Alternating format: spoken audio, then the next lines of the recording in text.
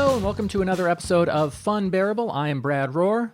I am Ray Futurama Harrington. And I am Chuck Nibbler Staten.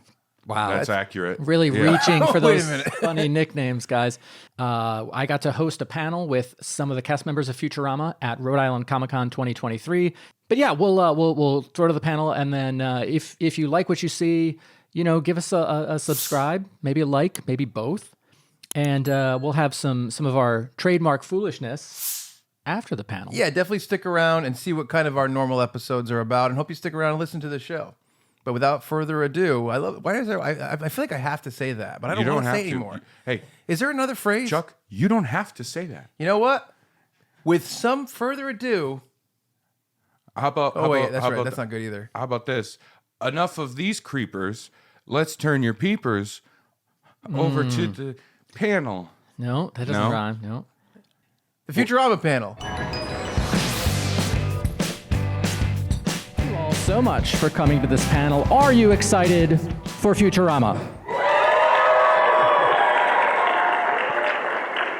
I thought, I'm going to have to do the thing where they weren't loud enough. And I asked them, no, you guys are loud enough. It's great. It's the last panel of the day.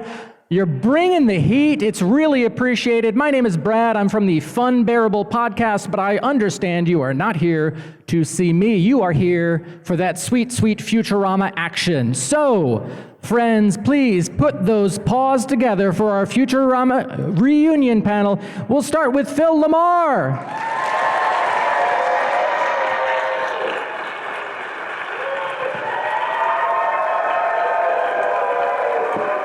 Absolute best. We have Maurice LaMarche.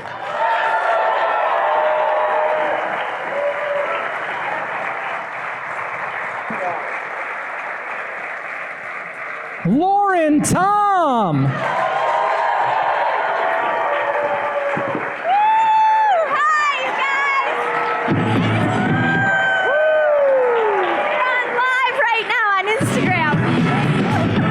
DiMaggio!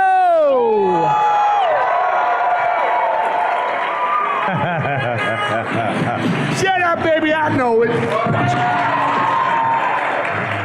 And Billy West!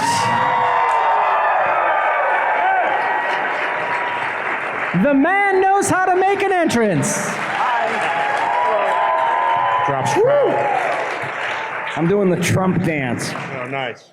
Yeah. Beautiful. Don't do that. Beautiful. Clapping for myself. Oh, all right. Oh, how's everybody doing? End of a Saturday. You guys are pumped. I love it. All right. How many fries we got in here? Yeah. There's one in the two. Yes. Two in the Got front. red hair. Two in. Please, we got no lobster stinking men. Wait a minute. How did all these people get in my room? In my dumpster. My dumpster. We are off the rails immediately. It's wonderful. We'd have it no other way. I have basically one question, and then I'm going to turn it over to the audience. We have a microphone there. Do we have one over here? Do we have one there? Yes. Look for a microphone, and then we'll call on you. Yes, so line up at the microphone in alphabetical order. Yes. Very important. Actually, line up in order of how much beryllium it takes to kill you. That's my smizmar. Oh, Amy. Oh, Ken. I'm so glad to be conning with you again. I'm so happy to see you. You two make we me can finally sick. talk about Futurama. You two make me sick. My one and only question, when your agent called you and said, hey, we've got this new Matt Groening show coming for you, did you, even in your wildest dreams, did you imagine it leading to this kind of longevity and honestly this passionate fan base? Even in your longevity is a funny word because the longevity came about by its going into a coma 4 times. Right. You know?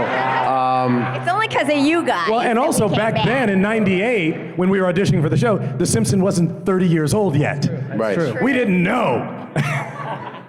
Yeah, we always got that. It's not as good as The Simpsons. And then when Disenchantment came out, people were like, it's not as good as Futurama. So it's like, yeah, you're the same people, aren't you? Well, Yes. Good job, you guys. The problem with Futurama was like Matt Groening had created Fox. Yeah. So all of the executives were jealous of him. It's like, damn it, we have jobs because of that guy. We can't give him notes. So when he came up with this second stepchild, they're like, yeah, we can step on that show. Yeah. Yeah, they did. Do you remember auditioning? Oh, yeah. You know, like they show you a picture of the characters. Absolutely. I sat there and it's like I was ready to do a couple of characters, but they had already cast Fry. And so I wasn't ready for that. And they said, what do you think? And I had to pull something out of my ass really fast. It was what I sounded like when I was 25. I was in a band and I was all whiny and nasally and complainy and, oh shit, I broke a string. Now what am I gonna do?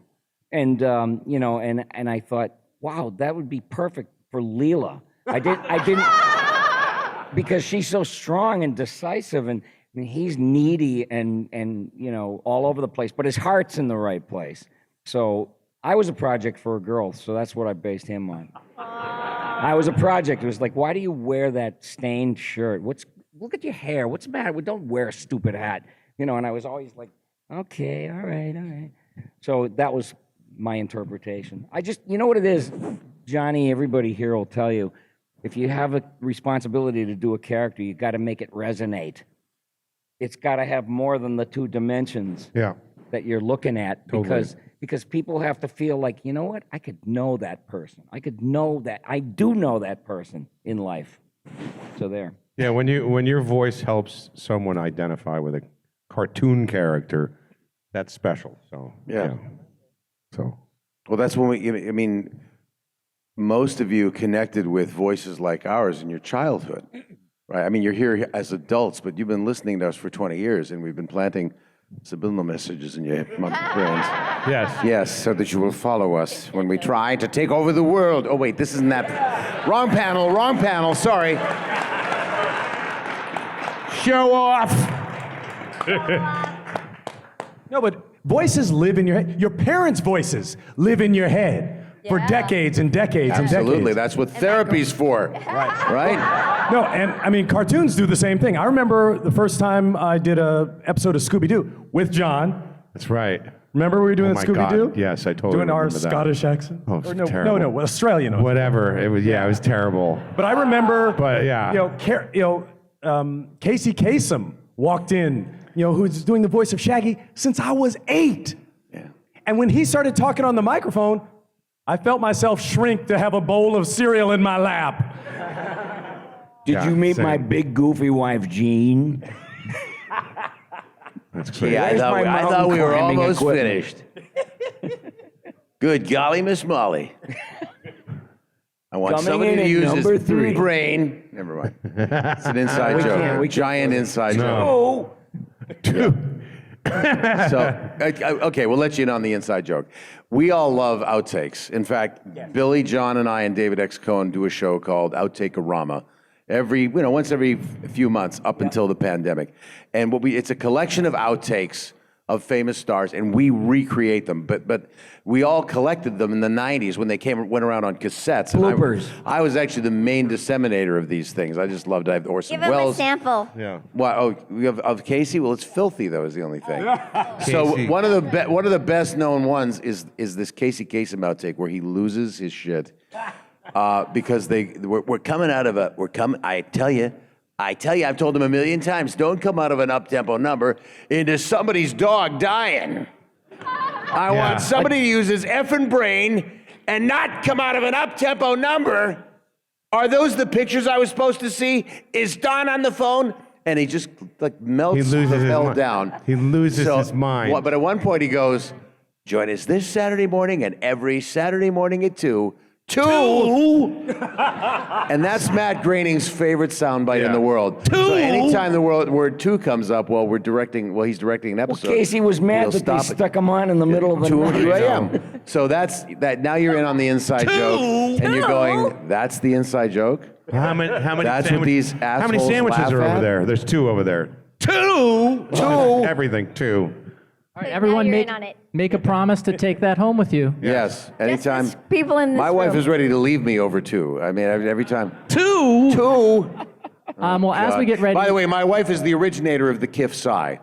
Wow. If you're wondering where Kif's Psi came from, I've been listening to my wife do that Psi with me every time I say something I think is incredibly cogent and clever, and she just goes, ugh. So when it came time for Kif to Psi, I just borrowed my wife Robin's exhausted Psi. Perfect. So there you go. That's beautiful. As we get ready for Yes, some audience true love. questions, Lauren, Yes. Oh, yes. Can I Take it launch away. 1 second? Yes. Okay, guys. Thank you for humoring me.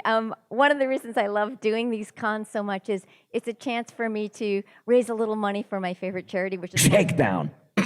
Homeboy Industries. Actually, our whole cast supports. No, this it's a incredible really We great, do. and it's a really great organization. So what I would love to do, if you don't mind, I'm going to pass this bucket around like church, and if you have like. Or a 12-step meeting for those who are familiar with that. If you have like $1 or something you want to throw in, I'll just tell you about it really It's for quick. Homeboy Industries, right? Yes, they take formerly incarcerated men and women and they send them through an 18-month program that's all free. They remove their tattoos, and basically at the end of this program, they get a job and they get back into society with a 70% success rate and only a 30% recidivism rate. Yeah, it's a So- really, really, great. really Wow. good program. It's an amazing organization. And they have a restaurant and a bakery that they these folks work at, and it's really. Oh my God, they're in LAX and the food is fantastic. Yeah, no, there's I go there instead of going to the Admirals Club because the food is so good. No, it's true. A lot They of even these, have a a lot of these bakery. gangsters become great cooks and, Yeah. and like start their own restaurants and stuff. So it's really amazing. So it's an Yes, if amazing anybody can organization. Thank you in contribute, advance. this is the great second chance charity.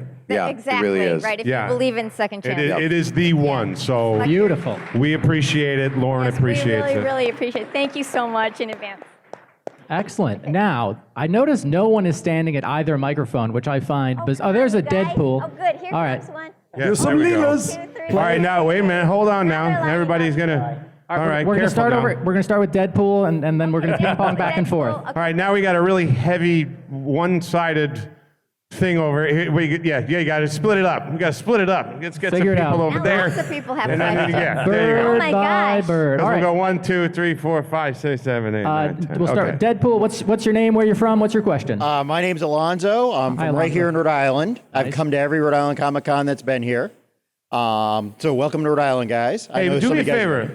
Push that microphone up a little higher and there you go. There we go. Okay. There, that's So my better. name's Alonzo. I'm from right here in Rhode Island. Welcome to Rhode Island, guys, of those of you who haven't been here already.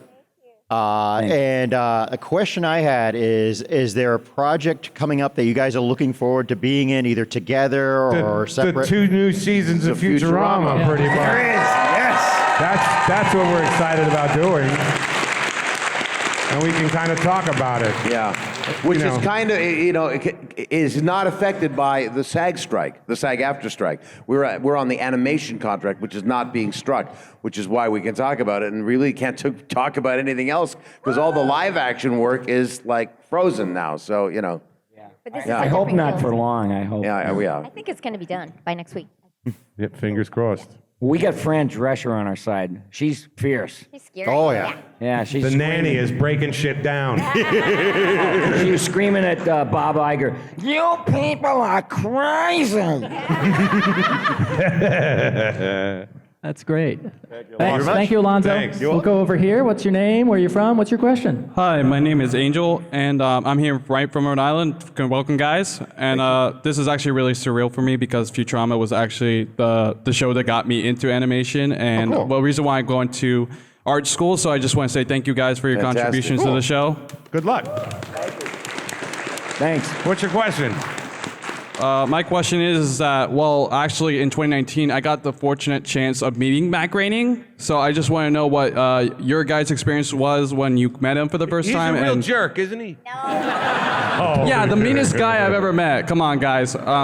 No, but I just want to know what your guys' first experience with him was and your reaction when you got the part for Futurama. And it must have been a surreal experience. So. I thought it was a surreal experience. They just showed us pictures, and like I said, I had to think long and hard before I opened my mouth. But what I what I did was I trusted my first guess, my first instinct, you know? Because you can think yourself right out of a job if you try to analyze something. These characters were beautiful, and the first thing that struck me is what I did. You know, they described the professor, he's 147 years old, and I figure he's probably got the shakes, and he looks like airplane food. He looks like a diseased piece of chicken with skin wrapped around it. Oh yes, you know, and he must fart dust because he's so old, like a mummy. And so I played him like that, sort of jittery and mad scientist, crazy magician, you know, amalgam, like the Wizard of Oz kind of, you know. And then Zoidberg, the name, you know, lent itself to, what would you say, Ashkenazi? More or less, yes. More or yes. less, Ashkenazi Jew. And they said, what planet is he from? I said, Jupiter. Dad joke. So, but he was, you know, I just thought they were amazing. He was based on like vaudeville characters. Yes, he was, well, he had all that junk hanging off his face, and I said, he must be impaired to a degree. And, you know, it's like there were these two actors in Yiddish, well, one was in Yiddish theater, Lou Jacoby. He was in the movie Arthur, and he was the one that leaned in and went, what's it like to have all that money? It doesn't suck. Thank you, Wong. And then there was this guy in vaudeville. Vaudeville was around before television. The average person could wake up and go to their local theater and sit through an entire day of jugglers and singers and, you know, impressionists and all that. And there was a host. He was they called him the Toastmaster General. And his name was George Jessel. And he, good evening, ladies and germs. You know, people thought that was funny for some reason. I don't know why. It's funny again during COVID. So anyway, he this guy had a marble mouth, and I never forgot it, and that would be for Zoidberg, you know, because he would say, you know the definition of a smart ass? A fellow that can sit on an ice cream cone and tell you what flavor it is. And, you know, it's charming. There's something really charming about it. Did you guys have that experience, like going into audition for Futurama? Because you're sitting there in front of this guy who recreated primetime animation, you know, and helped start a network. So it was a little intimidating, but then the energy that came off of Matt took away that feeling of invitation. He felt nice and warm. It's like, oh, you're not acting like a billionaire CEO. You're acting like a nice collaborative person. Well, wait. According to John, he's a jerk. So what's that all about? I held a knife to his neck to get the part, so it was all right. It was a dull knife. It wouldn't have hurt. I got to explain comedy now. Yeah. Yeah, sometimes you have to concoct a phony story to accommodate a silly line, and jokes are lies. Word. And I was so nervous meeting Matt, and I have kind of a crazy loud laugh anyway, but when I get nervous, it gets even louder and crazier. And so when I was in the room, of course it came out, you know, and he goes like, wow, that laugh, I don't know, we gotta, we'll just figure out somewhere to put you in the show. All right, you're in the show. So he told me that right in the room. You got the part just by laughing? I did. And also at the time I was going out with Michael McKean, and from Spinal Tap, and I think that Matt thought he was super cool, so I got a lot of street cred just from that association. That's pretty cool. And so the other funny thing is that I think that Amy was originally drawn as much tougher, like she was a mechanic, and so she was wearing like a jumpsuit, a mechanic's jumpsuit, and then Leela was supposed to be the girlier one, but when I came in and, you know, like did that crazy laugh, he kind of switched their essences so that Leela became the tough one. And then I was the more girly one. That's the way I remember it. That's pretty cool. I just remember walking out of my audition and seeing, you know, a whole bunch of top improvisers and people I knew from television. I just went, what am I doing here? And I don't remember hitting anything out of the park with them. And I actually did not get booked for the pilot. I was not part of the pilot. I was not a cast member. And then what happened was there was another actor that was to play Fry, who we all know and love. Not going to name him, but it somehow just wasn't working. So Billy got upgraded to Fry, and they thought, well, we'll need another utility voice guy because Billy's going to do all the heavy lifting, playing the lead. So that's when they brought me in. But I don't remember thinking of anything that blew Matt's socks off, you know.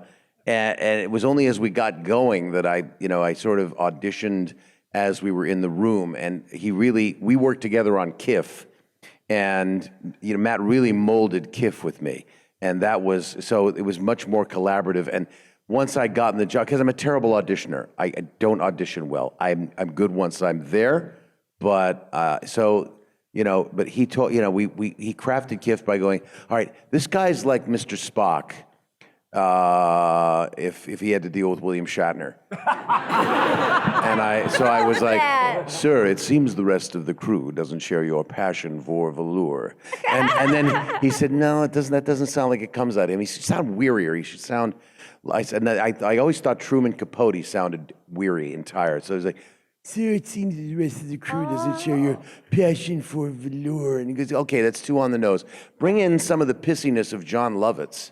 And I was like, sir, it seems the rest of the crew doesn't share your passion for velour. And he said, okay, now we could get John Lovitz, so we don't need that. So now combine the Truman Capote and John Lovitz, and it became, sir, it seems the rest of the crew doesn't share your passion for velour. Ugh. Oh, that's so And then he said, that ugh is great. I said, that's my wife. So anyway.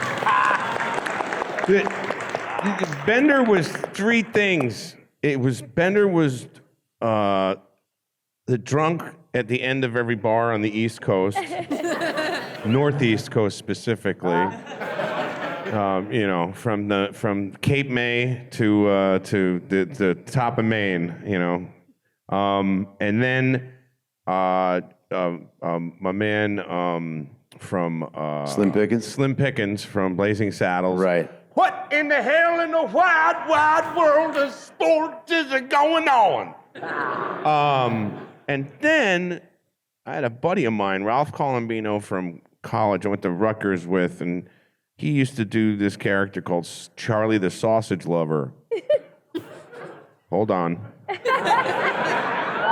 And Charlie and I made him do it, and I would do it back and forth with him. And Charlie, fun half. You can eat all kinds of sausages, Italian sausages, sweet sausages, sweet sausage, dry sausage. And hot sausage, hot Italian sausage. Then you get the super sour sausage. Sausages, you can have all kinds of German sausage, and worst sausage, you can have a little worse kind of sausage.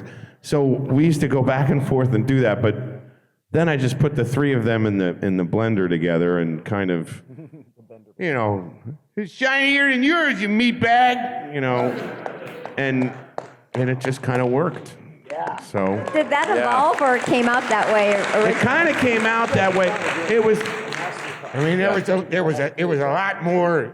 It was like in here in the beginning, but then as the show kind of moved on, he kind of turned up the funkometer on it. Yeah, baby. So he got a little energetic and emotional and all kinds of stuff. Yeah, because when we met him, he wanted to commit suicide. He was kind of depressed. Yeah, now he doesn't want to do that. Yeah. I want to live. Picked up his arms. Great question. We'll go over here Thank to Leela. you so much. Hi. Hi, how you What's your doing? name? Where are you from? My name's Jenna. I'm from Old New York, and so I'm a younger fan than I think most. I've only been a fan of Futurama for like 5 years, but it's really landed a special place in my heart. I've met a lot of friends through it, and I think what draws me to the show is the fact that there's all these different outcast characters that kind of come together and they riff on each other, but they're also kind of all that they have because normal society won't take them. And so my question is, what is your favorite dynamic between two of the characters on the show, or what is a dynamic you'd like to play more of that hasn't been explored as much? Wow, favorite dynamic on the show. Oh, well, I know mine, of course. I love my Smizmar Amy, and I love that we've taken Kif from the eye-rolling, just put upon character to a romantic who actually has an inner hero who comes through for his Smizmar and his children. Yeah, So it's been fun to watch Kif grow. Yes. I agree. Wasn't it great to see the kids come back? Yeah. You know, like Yeah. tying those threads. I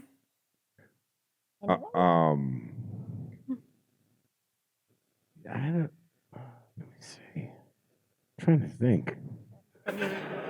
Bender needs some action. Well, you know, I love that Bender and Calculon have a lot of scenes together, and Calculon never remembers Bender. Yeah, no. Ever. Yeah. Never. It's Boiler, isn't it? It's Boiler, is it not? Yeah, Calculon would never go to a con. Hello, Blender.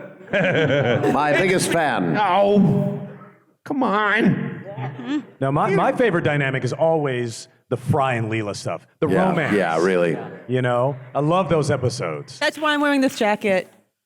There you go. It took them long enough to get together, which was kind of cool. Yeah. But you know what the thing is I'm not acting when I'm talking to Katie Segal. I love her. I think she's the best, and she's a real actor's actor. Like, Yes, she is. she goes off the script and she looks at me when she's acting. You know, in a studio, you're just looking straight ahead and reading and talking to a mic, and she would just go like this. That's great. But Fry, you know, and I would melt because she was so badass.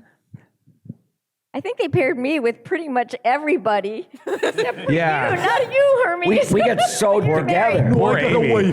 It's not too My late. wife, that would be not so great. Amy went through the cast.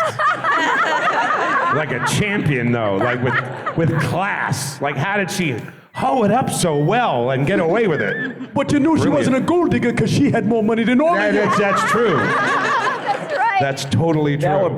That was a beautiful touch that she's rich. What's rent?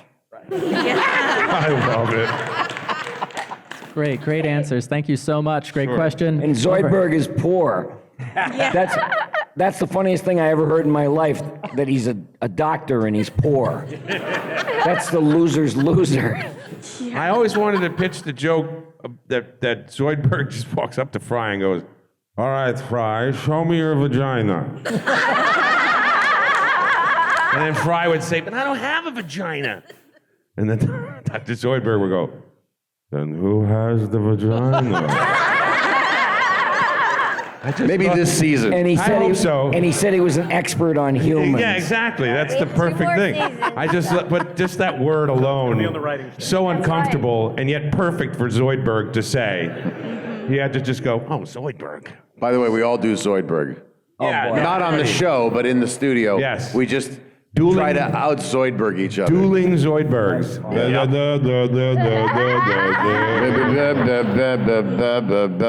I love this. But this sandwich is so rotten.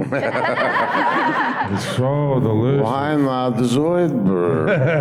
And Billy just sits there going, "Oh, Yeah, Christ." I know. No, two of the greatest voice guys in the business, and they're doing a character that I do. I'm like in hog heaven. I'm not hearing a no. That's my favorite. No, because Billy, because we were sitting there next to you, it's like, oh my God, it's like somebody just made up Porky Pig. Sit next to me. I love it. Oh my God. So what is your question, Leela? All right. Great so, cosplay, by the way. That was Yes. Thank Awesome. In the spirit you. of This things. is a deep cut costume. Do you know what episode? You're not the best one of the three. That's what I can say. Because I'm Super King, the best one of the three. See? I know who you are. Leela's superhero name. I can't remember the name. No, though. not the superhero. Wait, what? Clobberella. No. Wait. Well, yeah, Clobberella was her superhero name, but I'm the Leela when she was with Alcazar. Oh. I'm Leela Bundy today. Ow. Beautiful deep cut. Beautiful deep cut. Yes. I love that the fans memorize the shows because we don't. Yeah. No, I got We that. have lost more Futurama trivia contests.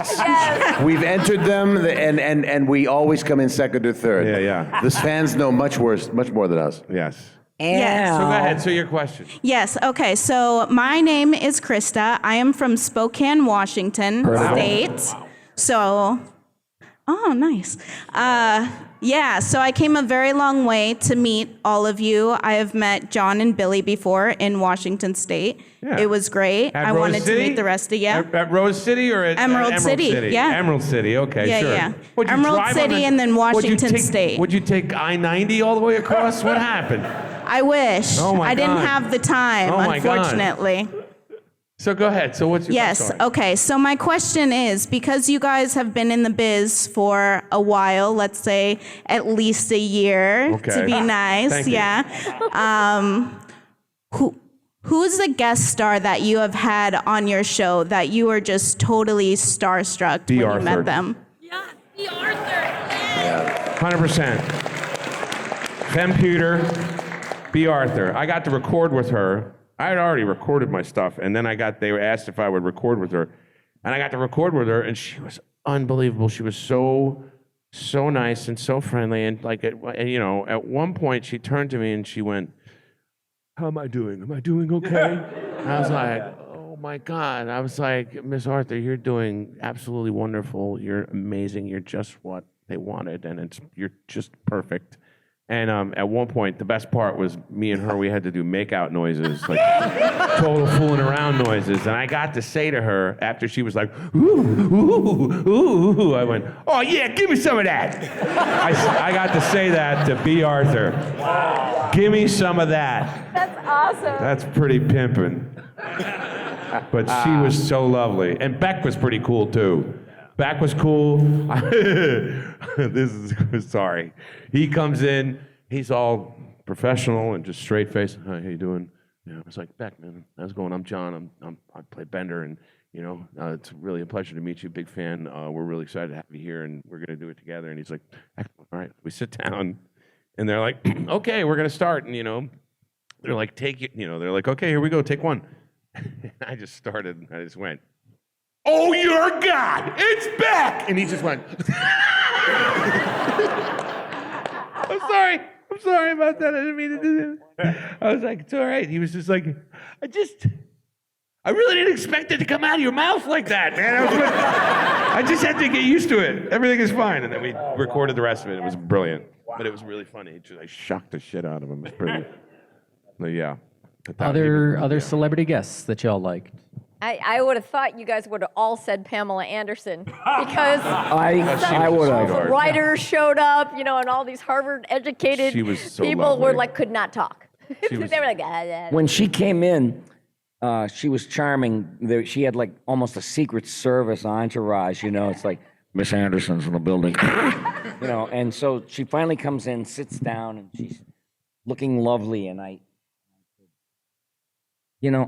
Miss Anderson, I don't know if you know this or not, but there's this tape going around.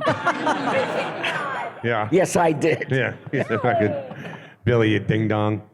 Crazy. I had to go for it. I mean, she was married to Tommy I Lee, know, for Christ's I know. sake. What could I do that could shock her? Yeah, no.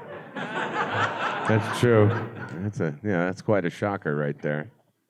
No, she was lovely. Oh, Bill Shatner. Please. Don't tell me how to do it. It sickens me. Yeah. He had a thing in his rider, in his contract, that he gets sushi in the green room. And everybody was all nerded out when he showed up. So he comes into the green room, and the first thing he does, walks in and "Where's the sushi?" And they went out and they got him a huge tray of sushi, and he had one piece of sushi. And there were like 60 pieces of sushi left. And we ate the rest of it. Oh. Thanks, Bill. Fucking guy. Killed like 3 fish just for, Yeah. I wasn't there that day. I don't think I've been there for any of the celebrities. I don't know why. I think they just keep me away from them.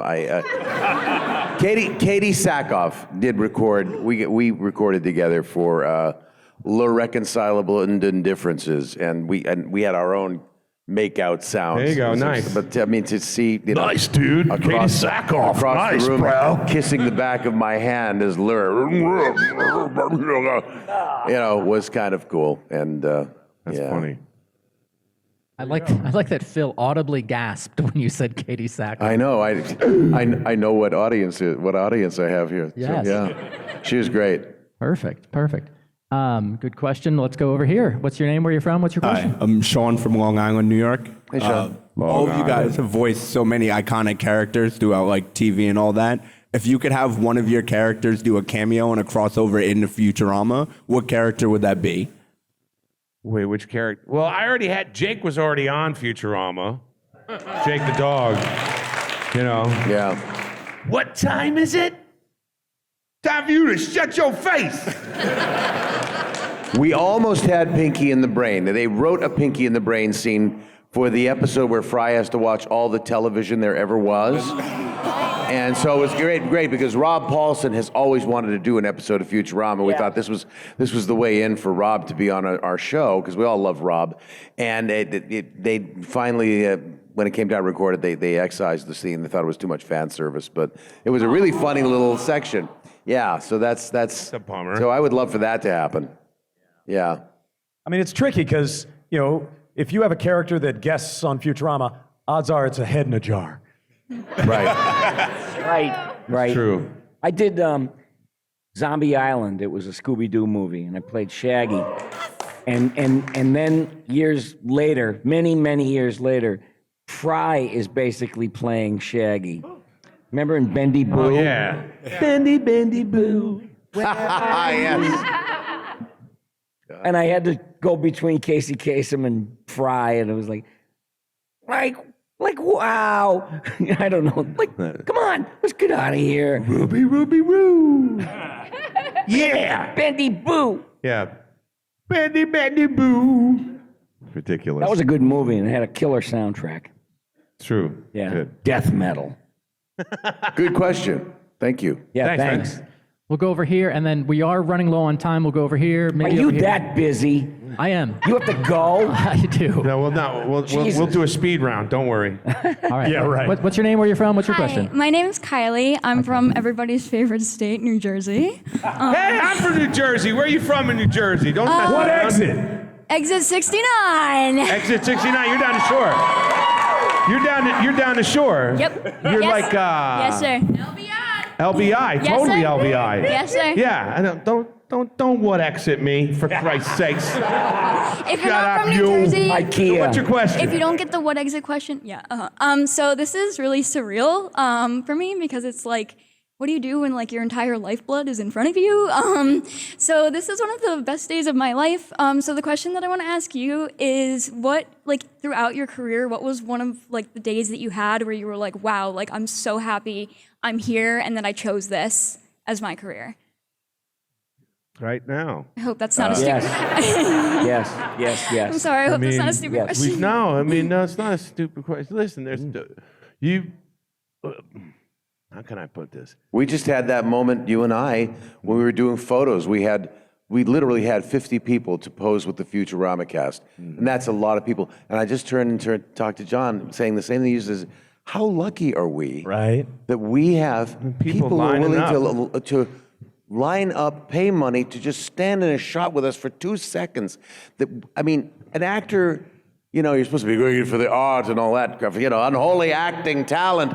But the truth of the matter is, any actor tells you they're just doing it for the art and not for, you know, to have people give you the approval you never had as a child is full of shit. Yeah. So, you know, we had that moment just now, like, how fortunate are we that you guys show up for us and want to hear from us, and that we've done something that you've enjoyed, and the honor is ours that we've given you some entertainment and some laughter.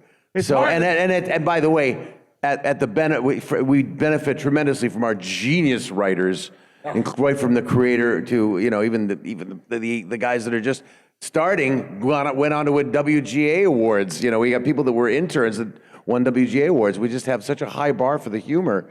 So, you know, you just find the joy in what you do, and you just celebrate that. And it's just, we're very fortunate in that we get to do something that we love so very much. So, you know, every day there's something new to find joy and happiness in. So so that way, some days are roller coasters, but for the most part, you just have to readjust and go, wait, hold on a second. Life is good. It's hard enough in this life. You got to find the joy. Especially right now. Yeah. Yeah. Well, I mean, it's rough stuff. But recently, when we came back to the show, I felt fortunate and grateful, as I always did, and like everyone else. And as you get older, you start thinking about somebody. And when you're younger, you just think about them and thought comes and goes. When you get older, you go, I'm going to call them. And then when you get older than that, you say, I'm going to call them and tell them how much I love them. You know, it's true. And what you mean to me, because I've been in my gallery in my head, we're in the studio and I'm taking it all in, because the day is going to come when you're going to remember every little fiddle faddle and remember how much you loved everybody and how much you loved everyone and the situation, Good question, Jersey. Thank you. I got gibberish going right That's now. all right. Thank you. I'm getting mushy. Go get me do me a favor, go get me a chicken cheesesteak, will you please? There you go. Yeah, see, you guys don't know. That was the 3 people were just like, oh my God! Yes. You don't get it. All right, over here. Over here. Speaking of the very talented writers. Hey, look at that! That's what you guys did. That thing is full. Thank you so much. work. I'm going to post how much we raised on social media. Yeah, check out her Instagram page and she'll post how much. So go ahead, sir. Speaking of, can you hear me all right? Yeah. All right. Speaking of the very talented writers, the latest season, I don't know if I'm able to address it, had some very, very talented brand new writers on it. Yes. What was that like working with those writers, with that writing, and what was your favorite, Look, the pedigree of the writing on the show is, I've said it before, is a motherfucker. It's unbelievable. These guys, they do not mess around. They get the best people. They get the right people. When they can't get people that, have written on the show, they get other people that have written on other great shows. And the vibe is still the same, and the talent is still the same, and the quality is still the same. And we have the core of our writing staff is still intact. So there's new people that come on that are totally qualified and totally amazing and incredible writers. So Patrick And a lot of them are younger. Ken Keeler, David X. Cohen, and then we've got a bunch of wonderful new writers. Yeah, that's why Eric. when people say, "Hey, do you guys ever make up lines on Futurama?" It's like, I ain't got no PhD. Yeah. That's great. There you go. All right. Great answer. Let's go over here. Ben from Madison, sorry, Connecticut. real quick. This is our last question. I'm so sorry. Thank you. Check them out. If you're here tomorrow, go by their tables, ask your questions. I'm so sorry. Sorry, all of our answers are longer than our episodes. Last question right here. What's your name? Where are you from? Ben from Madison/Norwich, Connecticut. How you doing? Connecticut, the nutmeg state. Yes. How would you guys handle if you guys were recruited to be Power Rangers and Professor Farnsworth had to make your powers? Wait. Please state it again. If you guys were recruited to be Power Rangers in the future. If we were in the, I can't. Recruited to be Power Rangers. Oh, Power Rangers. I don't know how I'd be the Black Power Ranger. I'd be the Asian one. Isn't Not it? anymore. I think there is an Asian. Yeah. That's true. It's true. It's not anymore. Nope. I'd be the honky Power Ranger. And there's no shortage. Hey, there go that honky Power Ranger again. Hi, everybody. Calculon's back. Oh my God. Calculon's back. I love him. Happy Saturday. This is great. We're going to brunch. If somebody did a Power Rangers Futurama mashup, that would just make us Colorama. Yeah. All right. A lot of agreement. Always leave on a big laugh. Folks, thank you all so much. Hey, you guys, thank you so much. We'll see you tomorrow. Thank you. If you haven't, Billy West, John DiMaggio, Lauren Tom, Maurice LaMarche, Phil LaMarr. Great to see so many fries and Leela's. You guys did this. Thank and you, it's thank you, because of thank you you. that we're back. Thank you so much. everybody. Thank you. That was the Futurama panel. What did you guys think? I think you did a great job, buddy. I think you did a great job as well. Okay, so part of it as you remember, was Lauren Tom passing around the basket for donations for the charity. Yeah. How much money do you think she got from the audience? She passed around a donation bucket for her favorite charity, Chuck, which I think is very nice. Chuck, you were there. What did you think? And what was the charity again? I believe it's. You know what? Let me look it up because I don't want to mess it up. How much did she get? I'm going to say $150. It's Homeboy Industries, which is the largest gang rehab and reentry program in the world. Instagram is... They get people to re-enter gangs? Yeah, Homeboy Industries. That doesn't seem... No. All right, Chuck says $150. Ray, what do you think? Well, I'm just learning about this, and I'm a little upset because Homeboy Industries was going to be the name of my SoundCloud rap business. You should have got on that. And now I have to do Home Man Industries, and it doesn't sound right. You're 40 years old. Yeah, I am a man. You are a man. I am a home man. You are... Home Guy Industries. What's your guess? I'm going to say pass the bucket around.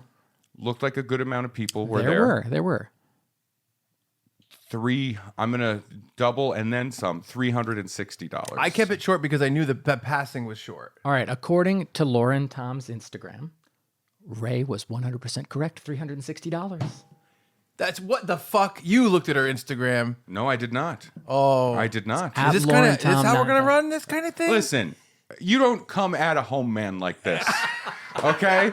With accusations and befuddlement. Yeah, okay. Yeah. I texted Ray the answer. That is- I knew. I could smell it. I could smell it. I could smell a home man from a mile away.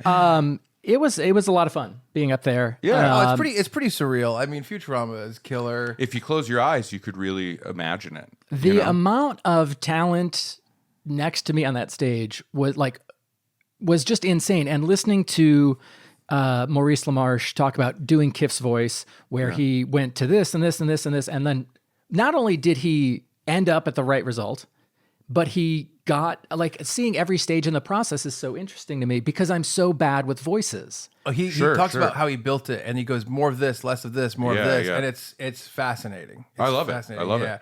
And also, just to kind of let people know, if they're watching for the first time, Brad did another panel with Rob Paulson and Maurice LaMarche that has been released on our feed as well. His name is Robert Paulson. Yeah. Yes, and it was Pinky and the Brain panel. And there's a bunch of other panels on our feed if you want to check them out. Yeah. I think on our YouTube we have a playlist of all the panels. We have Tara Strong on, a lot of voice actors for some reason. The people from A Goofy Movie, Bill Farmer, a bunch of people on that panel. And we got another cool one coming up because I moderated for the Ninja Turtles panel, which was the original 80s Ninja Turtles cartoon with all those voices, and it was really, really fun. But I did want to say, for people who are Funbearable listeners who have been following me on Instagram, you know that I did a Wayne Knight panel also at Rhode Island Comic Con with, Wayne Knight played Newman on Seinfeld, and he was in Dennis Nedry in Jurassic Park.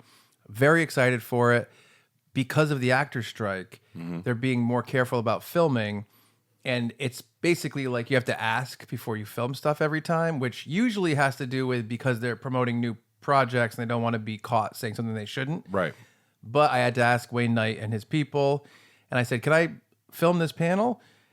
And even though we were not talking about any upcoming projects whatsoever, all I'm going to say is I walked away from that conversation and said, Newman.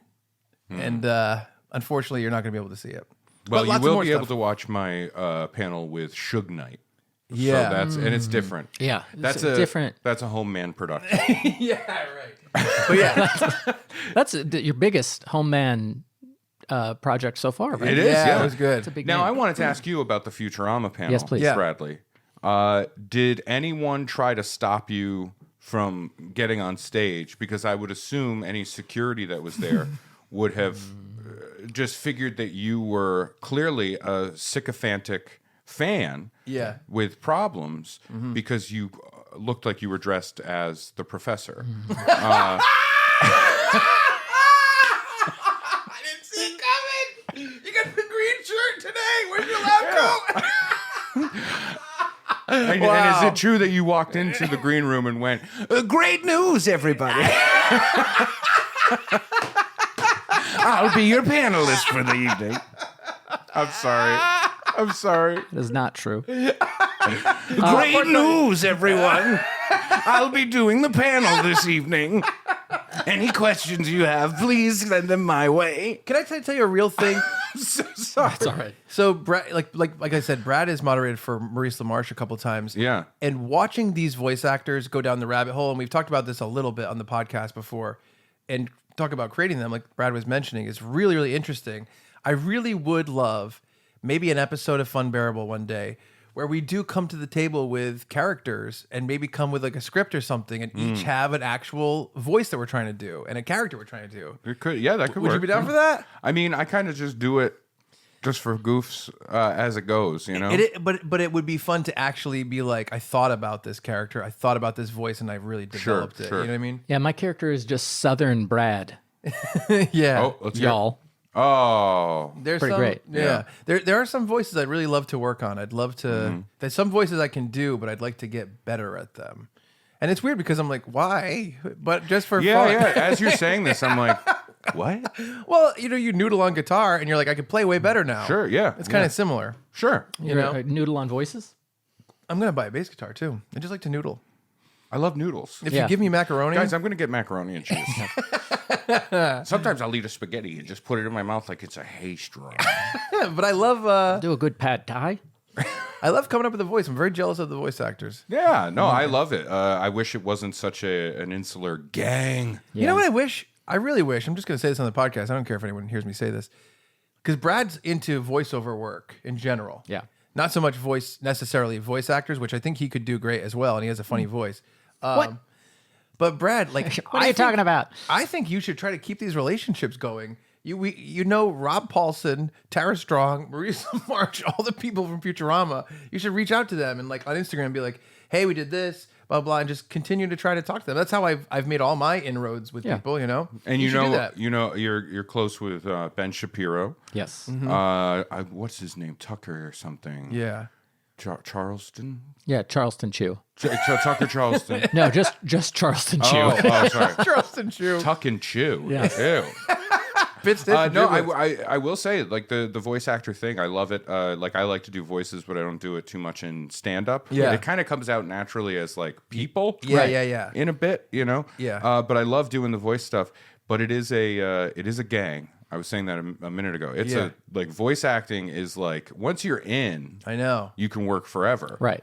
But getting in, is it true you have to get jumped? Yeah. You know what's funny? Paulson and LaMarche just beat me mercilessly last year, and I'm like, oh, I'm in. I'm in, and they're like, no, that wasn't for initiation. That was just because we don't That was like just you. for a con. Yes. When you see the Turtles panel, one of the things that's funny is that they said everyone, because Rob Paulson is one of the Turtles, they said everyone that was one of the Turtles has lost a voice gig to Rob Paulson. Like, Oh, yeah. where one of them was Haji in season 1 of Johnny Quest. Does that sound right? Yeah. Sure. And the next season, they're like, hey, we're going with a different person next season. They're like, who? And they're like, your friend Rob Paulson, which is like so shitty. Your friend and fellow turtle. Yes. Your turtle brother. Yeah. Stab me in the shell. And then he said he walked out, and Paulson was like towing his car out of the parking spot, and it was a whole thing. I love it. Yeah. Now, so when you were doing this, I was thinking about Futurama when we were headed in today. Yeah. I was thinking about, the show, my experience with the show and stuff like that. And it is weird. You mentioned this earlier too, the idea that it's a show that came out and was on the air. Yes. And then went away. And then it came back, and then it went away. Yep. And then it came back, and now it's back again. Yes. Yeah. And they just announced 2 more seasons like within the past couple weeks. Yeah. And I like that. I think that's exciting. Yeah. And I was thinking about the show itself, and it is an achievement, I would say, to just come out of the gate with characters that are so solid. Oh, yeah. Like right away, like the main core group of people in Futurama. Right. Yes. That core group of people that work at Planet Express. Planet Express, thank you. Is so fun because, like I made the joke about the professor, immediately that voice is in your head, Yeah. Oh, like yeah. every character is that meme that people post where you post a picture of somebody and then it says like, great news, you just read this in my voice. Right. Oh, yeah. They're all of that. And I think that's really amazing. I think Futurama is a real triumph in terms of like, I think what often happens is You got someone who's a creator or a team of creators, like the people behind The Simpsons, including Matt Groening, Sam Simon, all these different people. And they say, your show is so successful, let's do another show. Yeah. I think going from The Simpsons to creating Futurama Yeah. is like a perfect, really cool step, because you still get the vibe of like, let's populate this universe with all these different characters, but it's actually a universe. Yeah, So they and we're get going to to go keep them completely separate. Exactly. You know, Exactly. no yellow. Yeah. No yellow people. Exactly. Did you see the Futurama Simpsons crossover episode a couple years ago? I must have. It was excellent, really funny. One of the funniest episodes of The Simpsons I've seen in a long time. It was great. I think there's also a comic, right? Yeah, there's also a crossover comic, but yeah, I mean, even the initial like when it actually started airing, and the story was, it's New Year's Eve 1999, and Fry falls into the thing, and it's his grandson who is the professor, and Leela and Bender and Zoidberg and all these different people, Amy, all these characters. Zap Brannigan, which is like. It's funny because it obviously came after The Simpsons, but I do think it rivals The Simpsons in terms of a well-balanced universe of different personalities. Oh, for sure. Which is really cool. Yeah. And no, I want to point out with Futurama, when I saw it as a kid, the nerd in me has to say this. Because I remember when it started airing, I was like, yeah, I want to watch this. And it was one of those shows. It was like one of the first shows where I was like, a new thing's happening and I need to see the premiere of it. Oh, you know? yeah. And watching that and Fry getting frozen, as suspended animation, the nerd in me went, that's the plot of Red Dwarf. And it is. Lister gets in trouble on his ship and he gets put in suspended animation, and it's supposed to be a certain period of time, but then there is a nuclear meltdown basically on the ship, and everyone dies. Yeah. And the ship sends him off into space because it's programmed, if this happens, get far away from civilization. So it drives out into space for 3 million years. Right. Yeah. When it's now safe to be on the ship, no more radiation, and he is unfrozen at that point, and he's the last living human being. Yeah. But it was it's a fun. I like the gimmick. You know what I mean? I think that's a fun thing. Oh, it's great. I've always been a big fan. In fact, it's funny because I haven't watched everything, but it is a thing where it's like, this is on my to-do list. Like some stuff bounces around and you're like, whatever. But Futurama is like, I do want to catch up and catch everything. I think about, Matt Groening had said about The Simpsons, where you have the different types of humor. You have these like elaborate wordplay jokes, and then you also have Homer hitting his head and saying "dough."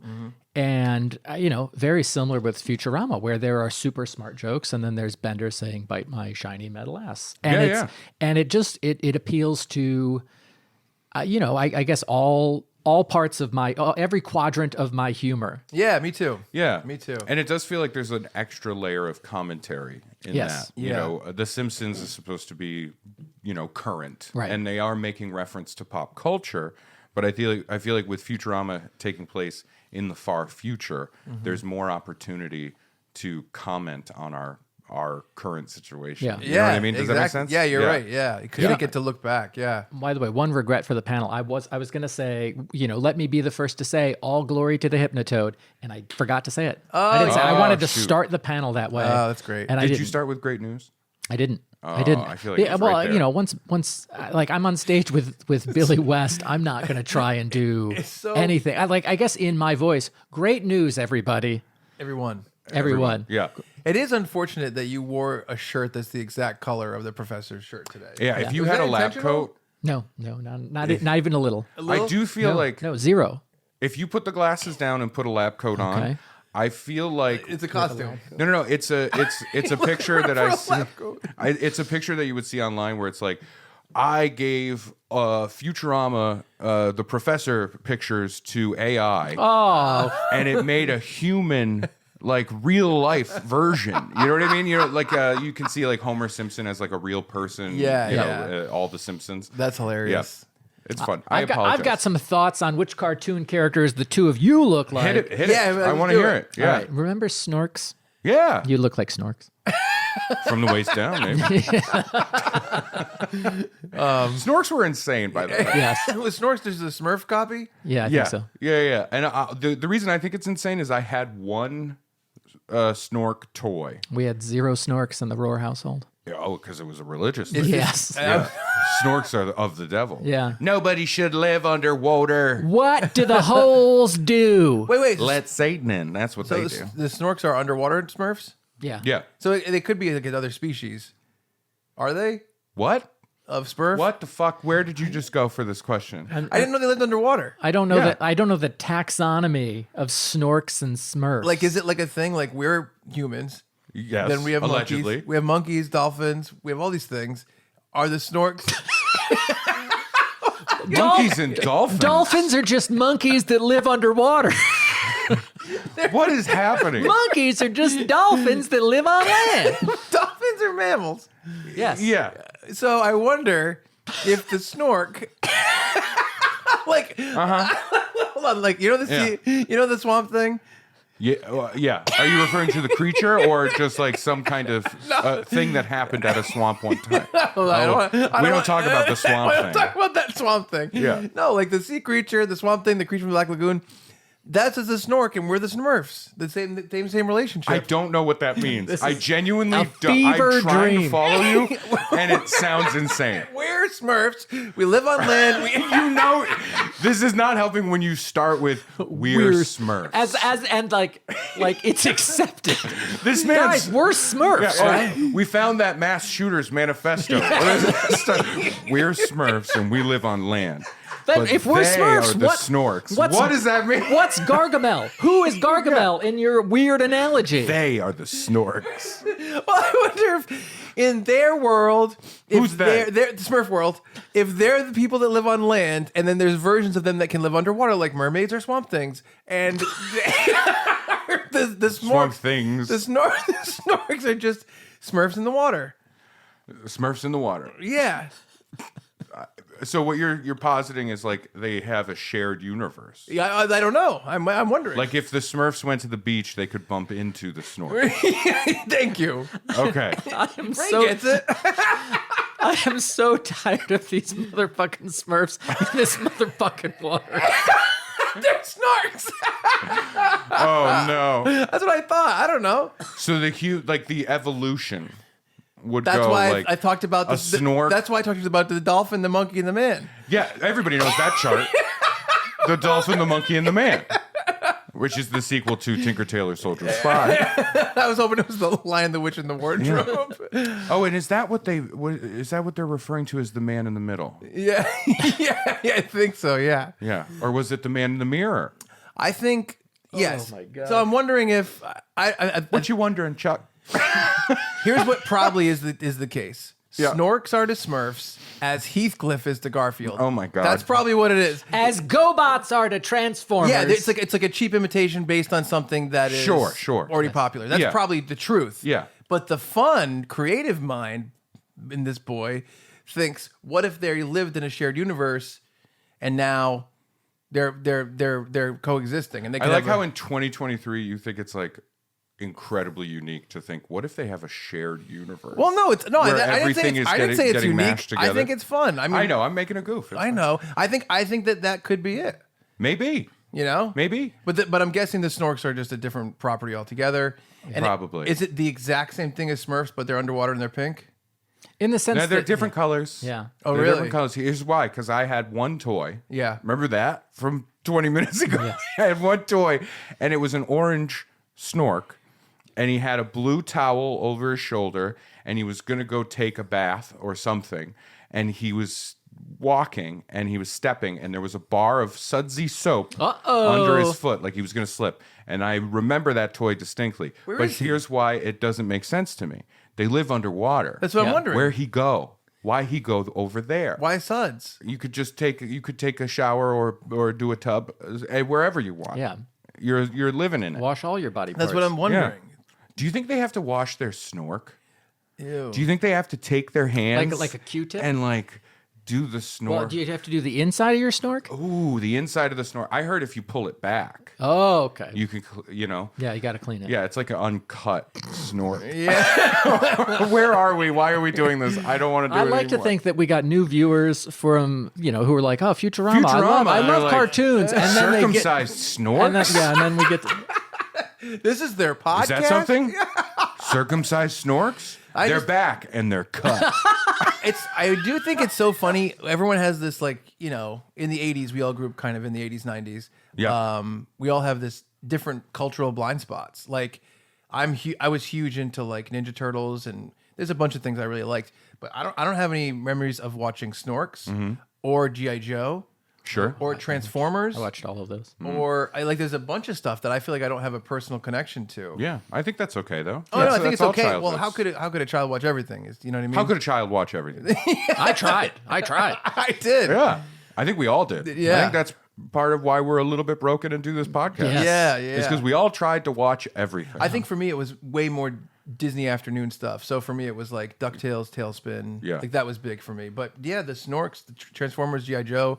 I don't know if that's all Saturday morning stuff. I don't really know about that stuff. Yeah, no, it was definitely a ripoff of Smurfs. Yeah, for sure. Yeah. Yeah. What can you do? Well, thanks for listening. We really appreciate it. This took a turn that I did not expect. Really, really, really did. I do have a quick update. Yes. I would like to bring up. Since Yeah. we went to Snorks, I'm like, where do we go from here? How do we pivot? Right? Let's head back on land. We go from the dolphin to the monkey, if you will. The common expression that we all use. What is the little fish? What is the fish that walked out of the water? It wasn't a dolphin. Yeah, it wasn't a dolphin. What do you think it was? A mud skipper? I don't know what it was because it doesn't exist anymore. Yeah, it's been millions of years. Yeah. So it was probably some kind of pick a dolphin name. man. Some kind of dolphin man? Don't you think that? No, I Well, don't here's- think that. Dolphin is the link between man and fish. As you talk, Don't you think that? as you talk, the vision I have of a court docket becomes more and more firm in my mind. I am picturing the rails around you and the judge sitting next to you, and this is your defense. This is why Your Honor is a thing for us. You just said, but don't you think about the dolphin man? Just answer the question. We just need a yes or a no, sir. Do you swear to tell the truth? Yeah, you haven't even gotten sworn in yet. And you're like, because a dolphin man. Get it right. I'll say it like a scientist. Oh, good. All I'm trying to say, and no one has given me a straight answer yet. Not even you, Judge, Your Honor, sir. That's true. When a dolphin sneezes, does it come out of the mouth or the blowhole? That's all I want to know. Let's start there. Actually, that is a good question. Here's my real thought. I think blowhole. Okay, so we all talk about how Do we all talk about it? there was a fish that crawled onto land, and that fish became a monkey kind of thing, and then the monkey became the man, right? You know what I'm talking about. You know If you are of school age watching this or listening to it, that's not biology. Do you know what I'm talking about? Also, if you're from my household where I grew up, Dinosaurs don't that is exist. fiction. Yeah. That is real fiction. Oh no! If it's your household, like that's how they describe evolution. Get what they believe.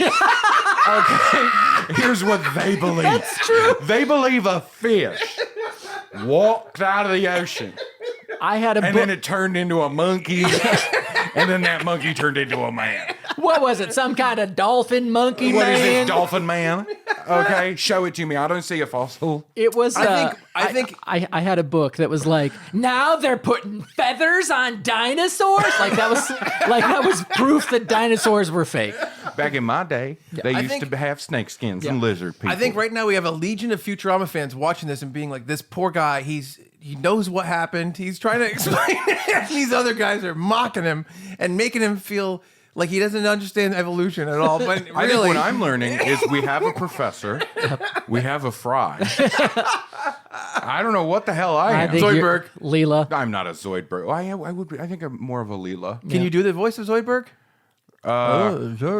So much beef. I don't know. that's pretty good. Why It's did he not say bad. beef? I don't know why he said beef. Oh, that was pretty good. Yes. But that's What is happening now? a hard one. Okay. Zoidberg's hard. This is you on a bus by yourself. That's a tough one. He's noodling around with Zoidberg's voice. I'm just noodling. Well, they gave a tip of how to do Zoidberg, which is to put your tongue vertical. Yeah. And that's how you talk like that. Like, Yeah. oh, the Zoidberg. Like, kind of like that. I don't know. Oh, when you're washing this. Yeah, something like that. Anyway, nobody Anyway, wants this. I just no thought- one I just wants thought- to hear I us just going, thought- what about this? What about I that? just thought that because a dolphin We're still here. Is a mammal that lives in the water. I thought that would Yeah. be the good link from fish to monkey. Does that make sense to you? You got to stop saying fish. You got monkey. fish, dolphin, monkey, man. Fish, dolphin, monkey, man. Fish, dolphin, monkey, man. And then the table starts to rise. What's happening? Fish, dolphin, monkey, man. Don't stop. Fish, dolphin, monkey, man. That's my thought. It is a theory. Yeah. No! I mean, it is It's now. his theory. It's his theory. Yeah, it's the Staten theory on evolution. Yeah. All right, okay. And I'm sure we could get a Facebook group going. Yeah. Fish, dolphin, People monkey, on man. there believe anything. Well, I was just going to say, now in this world that you're positing, when you picture this beach, does it exist on a flat world? Like it's not a sphere, it's not a globe, it's a flat earth. Oh, you peon. Just beyond the ice wall of the flat earth lies the land of the dolphin men. There is no burden like the burden of the genius among the common man. How do you know? What smart guy told you that? So, I'm sorry. So in your mind, when you picture the dolphin man, Dolphin man. which is like a Slender Man, we're getting it started. We're gonna do a creepy pasta of the dolphin man.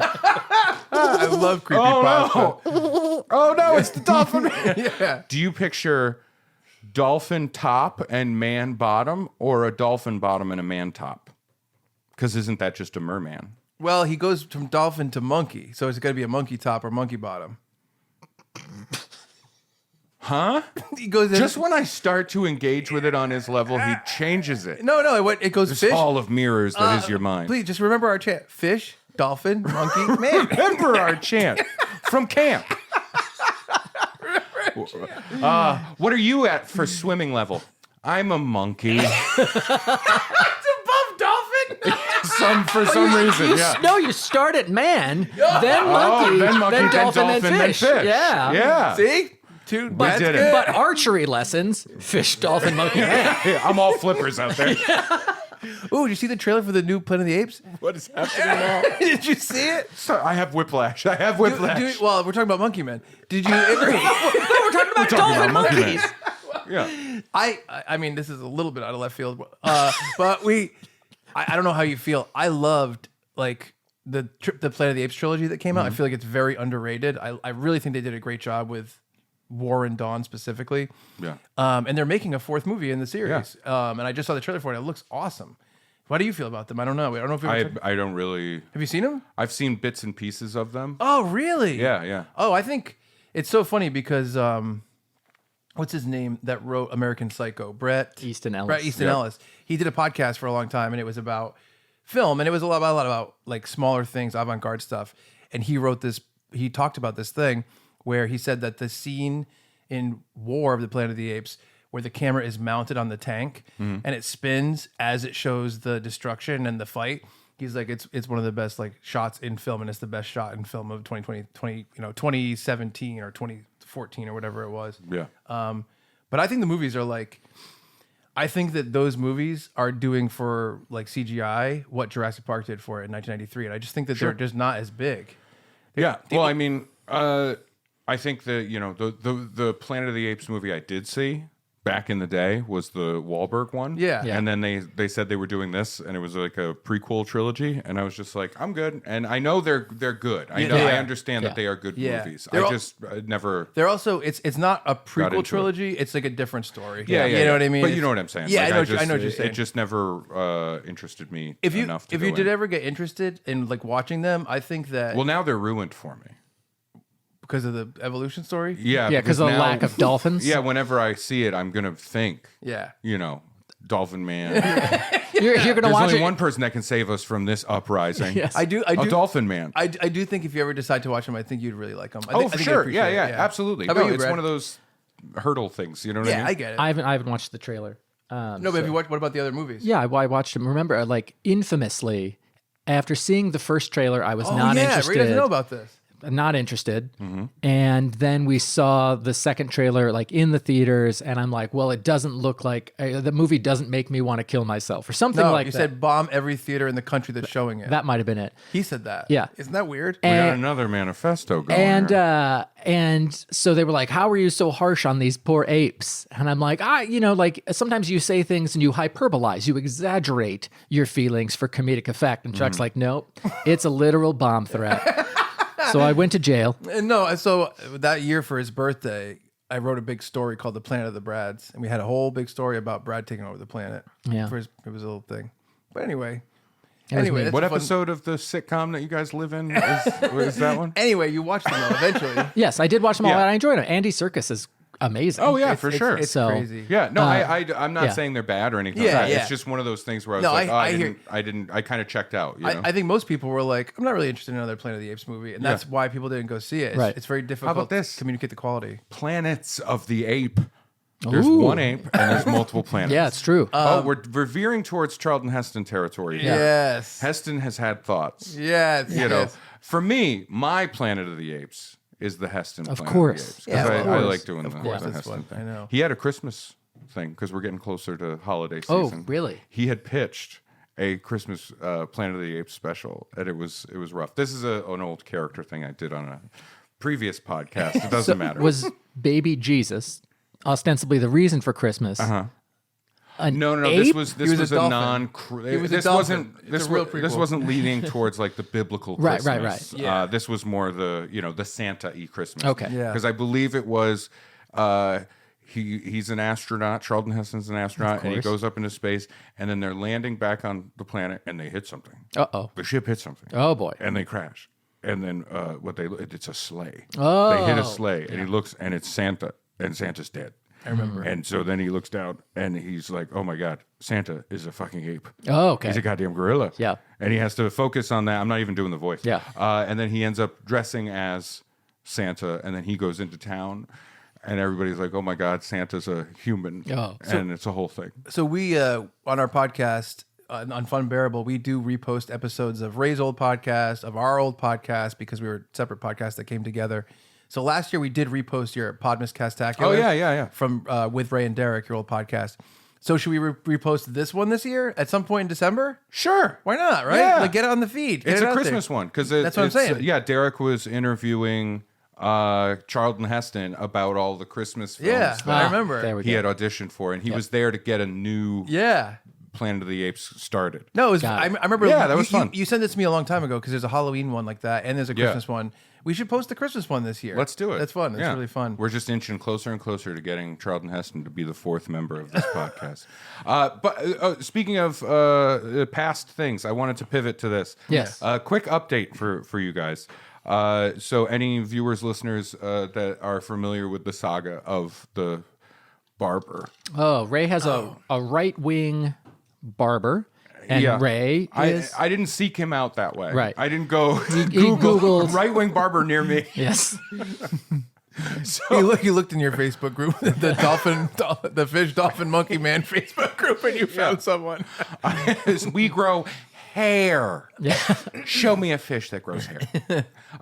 So I, my old barber moved. I had to find a new barber. I realized very quickly that this gentleman and I don't have the same views on a lot of things. Right. But I'm going and I'm making the best of it because he's a good barber. He's a very good barber. Right. And Yeah. I think he's a good guy for Okay. sure. I think Right. he's a good guy. Yeah. I think he just has views that don't line up with me. Right. Right? And maybe some of those views would impact my view of a good guy. Right. But listen, I'm trying. Yeah. Okay.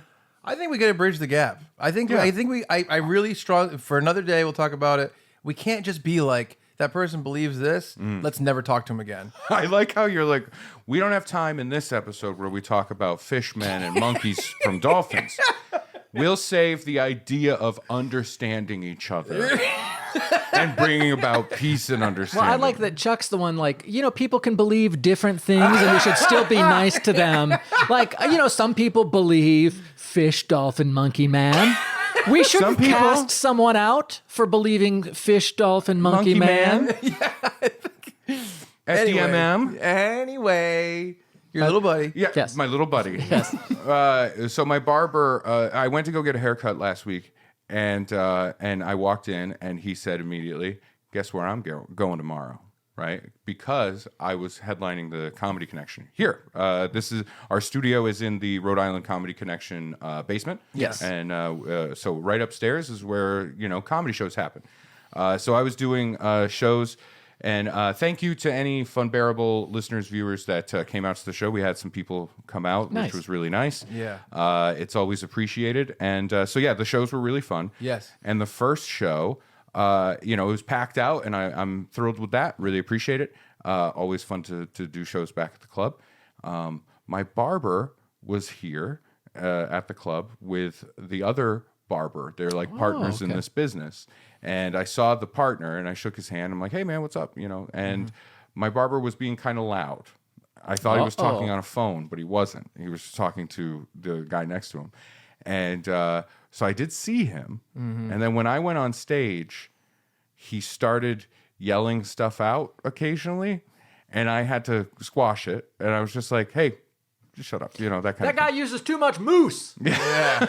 That would be funny. He was far enough away where I can feign ignorance and just be like, "I didn't even know that was you." Yeah. You know what I mean? Right. I squashed it quickly.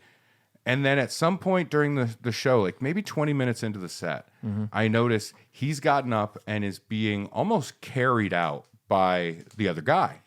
And they leave, and all I'm thinking in my head is like, "Oh no," because when he was leaving, I was doing this new bit about the baker that doesn't want to do cakes Gay for, cakes, right. for gay marriage, Right. Yeah. gay weddings.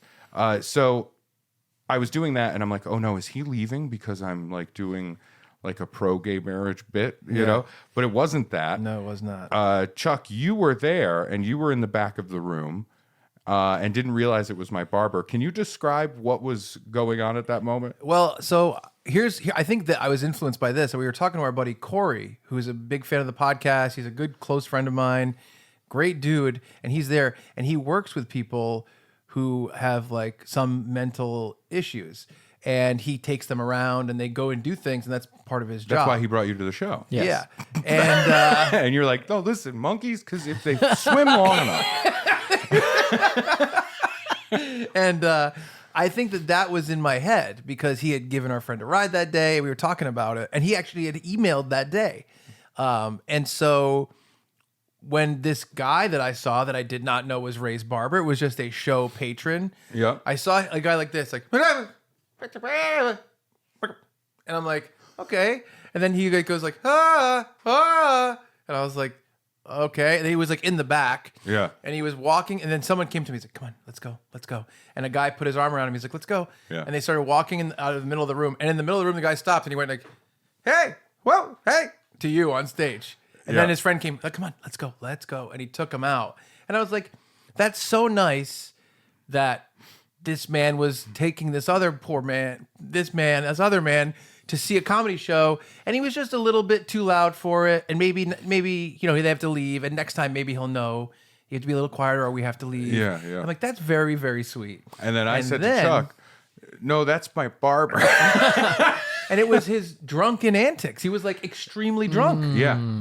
Isn't that crazy? Other people also thought that he was, in a condition. It's so funny because Ray's wife was there. Kalina was there. And before I even told that Please story, keep my wife's name out of your fucking mouth. KL, before I even told that story, she told an identical story from her viewpoint, and that she thought was, I thought this was this. I thought it was this. She saw it the exact same way that I did. Yeah, and so post-show, I had to go over to both of these people and staff and be like, "Oh, that was my barber. That was the guy who cuts my hair." Yeah. And all I could think then was, I just got a haircut yesterday. I got to go back at some point. Yeah. Soon. Yeah. Within 3 weeks or something, and be like, "Hey, I'm here to get my hair cut. What happened? Did you have a stroke?" Right? Like and it's gonna be just when I was getting to a point where I figured out how to talk to this guy, because we've talked about that before. I was struggling to talk to this guy right. the way a kid, like a high school kid, would feel about a new stepdad. Yeah. How do I create this relationship in a Yes. decent way? Right. Yeah. We're not going to see eye to eye. We don't agree on a lot of things. Right. But we're here for a common purpose. Yeah. All right? Yeah. We both want my head of hair to look okay. Yeah. Not fucked up. Right. Yeah. And I'm getting there. It's not there yet, but I'm getting there. But just when I figured out the relationship, which was they're always usually watching like a comedy thing on a TV Yeah. in the barbershop. Yeah. I'll just talk about that. I'll just focus on that. And And yeah, we'll you get find there. the branches. You're like, oh, you know what? This person wrote this. And I loved him in this. Whatever. Yeah, steer clear of current events. Yeah. Steer clear of political things. Watch what you're saying. You know what I mean? That kind of thing. And just when I had gotten there, like I left that haircut feeling like, I think I figured it out. You know, I think we've come to a mutual understanding here. You know, we both love my mom and we're trying to make it work. Yeah. And then this happened, and I'm like, I don't know what we're going to talk about next time. Yeah. I don't know what's about to happen. I bet. Here's my. Can I? Ooh, maybe we should just kind of take a bet on what's going to happen next time you go in. Okay. I think $360. I think he's going to say, "Hey man," I think he's not even going to acknowledge that he had to be escorted out. I think he's going to say that you were awesome, and he's going to slightly allude to the fact that he drank a little bit that night, and that's going to be it. Okay. That's my guess. What do you think? Yeah, that makes sense to me because then you don't have to bring it up. Like, hey, I saw you, a grown ass man, unable to hold your liquor, and your friend had to carry, like, you know, like just. Yeah. I think both of you were going to pretend it didn't happen. I think I'm going to go in, and he's going to immediately mention that what I'm worried about is that he's going to be like, they kicked me out. What the fuck? Oh. I came to see your show, and they fucking kicked me out. Is he They that asked me type to of? leave. I see. We don't know the guy. Yeah, right. He might be that type of guy. I don't know. We're going to find out. I don't know him that well. You know what I mean? Right. I could see him being like, what the fuck? They kicked me out. But I could also see him doing essentially what both of you have described, right? Yeah, right. I can see that as well. But I'm going to have to say something. Yep.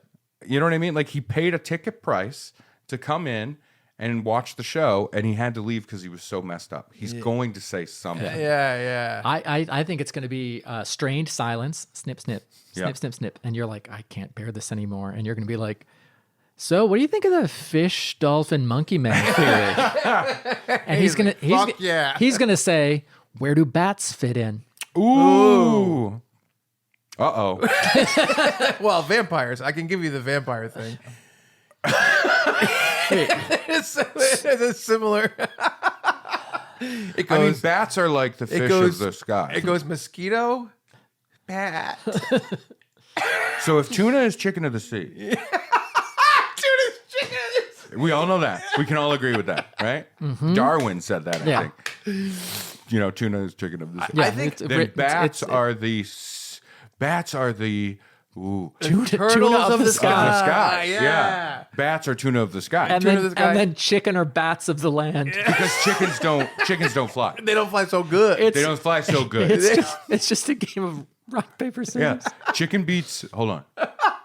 Bat beats chicken. right? Because it can fly down and attack. Yeah. But chicken beats tuna. Tuna. Yeah. Because it can just peck in the Or did water you and say grab fish? it. You just say fish. Chicken beats fish. And then fish beats bat. Yeah, Fish because, beats bat. Drowns it. I don't know why. Drowns Because it. bats go down, they swoop to get the bugs on the water, and the fish jumps on top of it and he flies away. Yeah, for sure.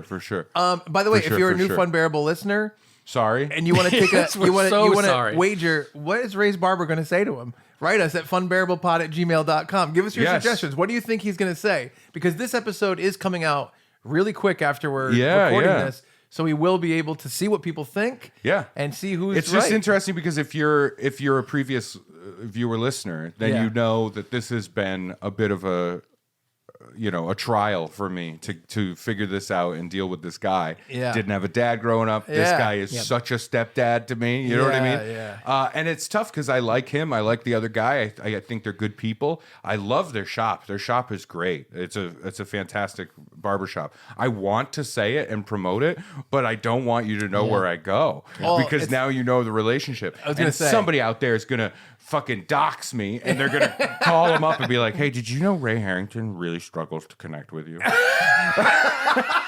Hey, if it results in another fun bear, I'm down. By the way, you could send that message to anybody. Oh yeah. That is fair. Just wanted to let you know, Ray Harrington really struggles to connect with you. Your son finished checking his voicemail. Say, hey, Ray's wife. Hey, everybody but my wife and child. Okay, all right, and my mom. Just those three. Yes, right. Just those three. Yeah. All right. I do struggle to connect with the two of you, especially when, let's just say, somebody is having a real struggle with the idea of warm and cold-blooded creatures. I feel like you would be looking at something like it's a montage of science, right? It's a montage of, and then he does work in the lab. Yep. And he comes out and he's like, all right, I think I figured it out. The issue is we've got warm-blooded creatures and cold-blooded creatures. I think the problem's the blood. Takes it out of What this if we one. put cold blood in a warm microwave. creature? Yeah. Did you hear what I said? Yeah, in the microwave. Just for a second. Do like just 10, real quick. 10 seconds. Yeah, Just heat it up. real quick, Stir real it. quick. You got to stir. You gotta stir it. You don't want to get a hot zone, like a hot pocket of A pocket of blood. Hot pocket. Hot pocket of blood. I could go for the vampire bat situation. I need 10 cc's of hot pocket of blood. Hot Pocket of Blood is Chuck's R-rated vampire comedy. It's raunchy. It's raunchy as hell. Hot pocket of blood. Jim Gaffigan's in it though. Yes. Vampire Cameo. That is, it's fun, like little pitch ideas of like American Pie with vampires, like stuff like that. Yeah, It's really yeah. fun. Ooh, that's a good question. If a vampire gets turned, like let's say they are a teenage boy, Okay. because I can relate to that more, right? Right. Than a girl. Yeah. What goes on in their heads? That was a joke. Let's cut all of that. Craig, cut all of that. Leave it. Yeah, Go ahead. Craig, cut out everything Chuck it. has said in the Craig, past. just do the panel. Yes. So if a teenage boy Yes. is bitten Yeah. before he loses his virginity, Right. vampire teenage boy, Yeah. permanently teenage boy, let's say 13. Okay. Oh, Young enough, they stay the age? They stay the age, Yeah. yeah. You didn't know that?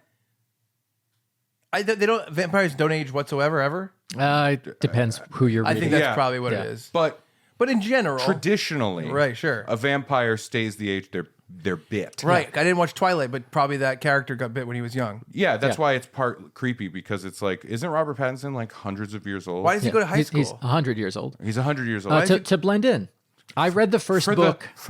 Wait, to blend in, but what does he go to high school for a Hey, million they years? switch They high have to schools. switch schools and stuff, yeah. Oh, so he moves around the country. Right. Yeah. But he probably learned weird stuff, like in Yeah. 1946. Yes, Sure, And yeah. now yes, it's he probably did. different stuff that he learned. Yeah, his Yes. tests are weird. He's just like bloodletting, and they're like, "What are you talking Yeah. about?" He's like, "Oh, never mind." Okay. Or he's like, "Who said this?" And he writes like, "Actually, that guy never said that. Yeah. I was there." He was in my to, math be, class. to be fair, he's not the only one who does that on tests. Oh, that is yeah. Well, it's that strict homeschooling. Yes. So fish aren't real. Who said this nice inspirational thing? Jesus. So Jesus did he signed the Declaration of Independence. He might as well have. Wow. so you want to Yeah. talk about the boy? Yeah. So if he's like 13, Okay. Yeah. too young, I think, to casually hook up. Right. That's going to take some work. Yep. Right. But also young enough where it's like in his group of people, like-minded, like-aged people, it would be weird the older he gets, right? Yeah. And yes, Chuck, it would be weird the older he gets. I like how you're like, I can't even wrap my head around it. It just makes no sense to me. No, but like in Interview with a Vampire, right? Right. Yeah. Kirsten Dunst's character is bitten as a child. So she's a child for Yep. hundreds of years. Oh, wow. And she's like insane. She ends up doing some killings Wow. because of it. She's stuck at that age, Right. right? I lost the plot of what I was going to ask, but basically it's like, man, a 13-year-old vampire who's like 100 years you're old. stuck. How's he losing his virginity? Yeah. Yeah. Especially before the prom. Oh! We Right? made a bet. I was waiting Yeah. for the American Pie to come back. Yeah. That is a tall order. It is a tall order. Isn't there a movie about a guy who's like is stuck in like a certain age and for a long time, and that's like an issue? Is it Benjamin Button? Oh, I think it's Eternals. Is there a character like that in Eternals? Yeah. There's a character like it's weird. Well, there's the opposite version, which is the movie Jack Yes. with Robin Williams. Ages very quickly. Ages very, very quickly, yeah. Which means like he was feeling exploratory Yeah, he tried as to- like a 55-year-old man. He was trying to bang Jennifer Lopez when he was 10. So were you. Yeah. I know, but like from afar. Oh, okay. He was doing it like up close, and she was like, "We can't do this. You're 10." Up close. We can't. Please, you're 10. You know, it'd be crazy if all these age What are characters. we doing? This is insane. all these, And it's Jennifer Lopez and Robin Williams. Yeah, that's what it was. Am I right about that? I haven't. She was the teacher. Yeah. And he tries to kiss her, I think. I don't know if he tries. He tries to kiss her, and she like says no, and he gets nervous and he runs away and he has a heart attack down the stairs. That's what happens in the movie. I don't remember that part of the movie. That's also me. Anytime I try to kiss a No, girl. he doesn't have a heart attack on the stairs. Yeah, he does. He graduates at the end and gets in a fucking You can have a convertible heart with his attack- friends. You can have a heart attack and live. I guess He does. He has okay. It might be a stroke, but very similar. he had an attack of angina. I think it happened. But All right. wouldn't it be fun if all these really strange age characters all lived together? So Oh, we're shared talking- universe. We're talking. Okay. Well, I'm just saying, Kirsten Dunst as a vampire. Jack with Robin Williams and Benjamin Button all share an apartment. Sure. That'd be fucking weird and annoying. It would be weird. It would be weird. Yeah. It's my birthday. Their It's like- landlord, Snork. It's just like this is a lot of age. Sorry, issues. sorry. Sea Lord. Okay, all right. Yeah, but they probably be a lot of jealousy. There would be a lot of jealousy. A lot I of think, confusion. Well, Benjamin Button is aging into a into a baby. Yeah. right? Uh-huh. Yeah. So Jack would be jealous of that. I think if I was Benjamin Button's mother, I'd be really. I think I wouldn't stop asking about. But what happens at the very end I think that when he's a baby? Does he go back in me? Because I'm going to be like 75 when that happens. I'm going to be honest. I don't know if the logic of Benjamin Button is sound. Yeah, no. Yeah, I don't think so. Because how do you age into a baby and start as an old man? Because his knees are weak and stuff, right? I think you should watch the movie. But I don't think it makes any sense. I don't think. How did he come out as a frail old man? I'm sure there's part of it in the movie. Congratulations. It's a disgusting old man. Yeah. It's a professor. You know what I mean? No, not you. Great news, everybody. I was born. I will someday age into a baby. The professor comes out and he's like, yuck, I never want to go back in there. Yuck. Yeah, I love it. Yuck. I'm going to have to go in the womb. All right. All right. I don't know what this is, but let's maybe Wrap it up. close the doors. Yeah, that was fun. Let's put chains on it. Let's write, do not open, fun bears inside. You know what I mean? Yep. Just a cavalcade of pop culture references, a story of a man not able to be an adult around another adult man, and then No, the story of evolution. the story of evolution. Yeah, the story of evolution, the factual story of evolution. You know what? I have an idea for our Christmas episode. Jesus was a fish? Dolphin.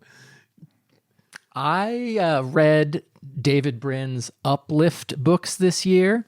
Super intelligent dolphins. So, I mean, maybe Chuck agrees with acclaimed science fiction writer David Brin. I do. And a Hugo/Nebula award-winning novel, Star Tide Have you ever Rising. met Hugo Nebula? Yeah.